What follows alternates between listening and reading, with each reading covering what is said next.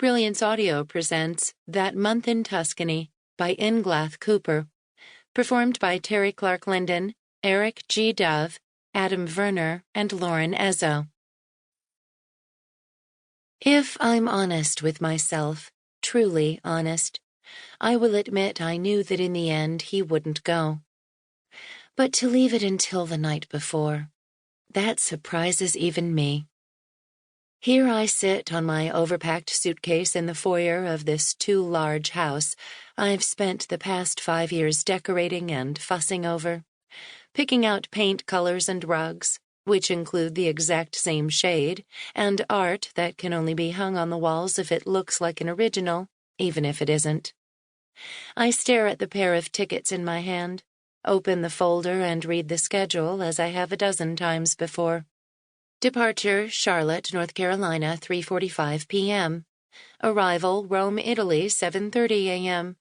Departure, Rome, Italy, 9:40 a.m. Arrival, Florence, Italy, 10:45 a.m. My name is on one, Millicent Elizabeth Harper.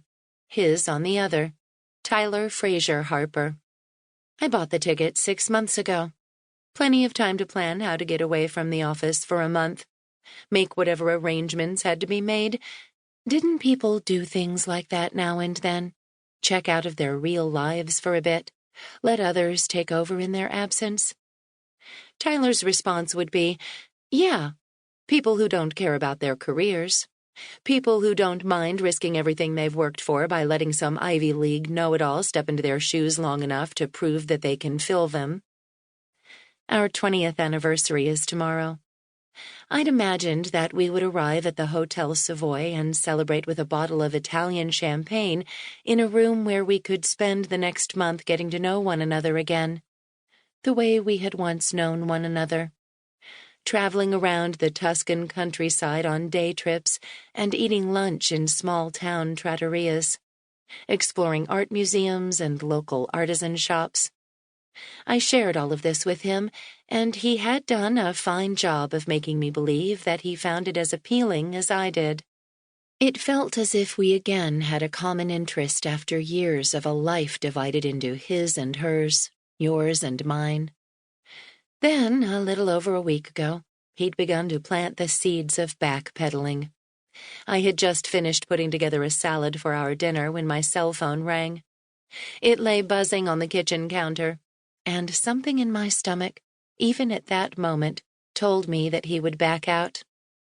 I started not to answer, as if that would change the course of the demolition he was about to execute on the trip I had been dreaming of our entire married life.